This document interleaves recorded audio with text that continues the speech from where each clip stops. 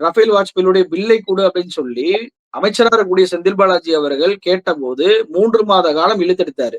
3 மாத காலத்திற்கு பிறகு ஒரு எலிமருந்து சீட்டை காமிச்சு இதுதான் வாட்ச் பில் அப்படின்னாரு. எப்படி வாங்குனாங்க அப்படின்னு சொல்லி கேட்டப்போ, சேரலாதன் என்பவர்கிட்ட மட்டும்தான் இந்த வாட்ச் இருக்கு அப்படின்னு சொல்லி தெரிஞ்சுக்கிட்டேன். யார் அந்த சேரலாதன் என்பதற்காக அவரை தேடி கண்டுபிடிச்சேன். அதுவும் அந்த ஒரு நிறுவனம், வாட்ச் நிறுவனத்துடைய உதவியால தான் அவர் கோயம்புத்தூர்ல இருக்கிறார் என்பதே எனக்கு தெரிஞ்சுச்சு. அந்த அடிப்படையில தான் போய் அவர்கிட்ட வாங்கினேன்டாரு. எவ்வளவு பணம் கொடுத்து 2,50,000 லட்சமோ 3 லட்சமோ கொடுத்து வாங்கினேன்டாரு. அதுவுமே கேஷ் டிரான்சாக்ஷன் பண்ணியிருக்கிறாரு. அப்படியும் பண்ணக்கூடாது. அப்படியும் அரசாங்கத்தை அவர் ஏமாத்தி இருக்கிறாரு. அப்போ அந்த தேடி கண்டுபிடிச்ச சேரலாதன்ட்ட இப்போ இவர் வந்து பார்ட்னரா போய் இணைஞ்சிருக்கிறாரு அப்படின்ற குற்றச்சாட்டை வைக்கிறாங்க. இதுக்கு அண்ணாமலை மறுக்கவே இல்ல.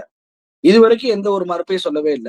தேடி கண்டுபிடித்து ஒரு வாட்ச் பில் வாங்கினார் என்பதற்காகவே நம்மகிட்ட பார்ட்னரா வந்து சேர்ந்துருவாரா அப்படின்ற கேள்வி இருக்குல்ல. அப்போ எல்லாத்துக்குமே இன்கம் டாக்ஸ் ஃபைல் பண்ணிருக்கேன். இன்கம் டாக்ஸ் நம்ம வெரிஃபை பண்ணலாம்னு சொல்றாருல்ல. அதை ஏன் அண்ணாமலை வெளிப்படையா தன்னுடைய அறிக்கையில காட்டல? இன்கம் டாக்ஸ போய் யார் வேணாலும் பார்க்கலாம் அப்படின்னு சொல்லி அவர் சொல்றாருல்ல. அவர் வந்து அறிக்கையில மிக தெளிவாக 80 கோடி நான் குற்றச்சாட்டு வைக்கிறாங்க. அது உண்மை இல்ல அப்படின்றதுக்கு தெளிவு கொடுத்தாரா? இல்ல.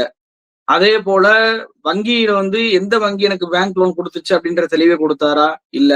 முதலீட்டு நிறுவனத்தை வந்து ஆரம்பிக்க போறேன்றாரு. ஆனா ஆரம்பிச்சிருக்கிறாரு.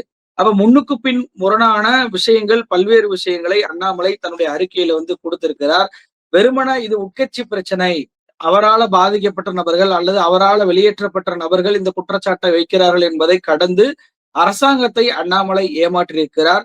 அதற்காகவே அவர் மீது உரிய விசாரணை செய்ய வேண்டும் அப்படின்றதுதான் இந்த அறிக்கையின் வாயிலாக நான் சொல்லக்கூடிய ஒரு விஷயமாக இருக்கு.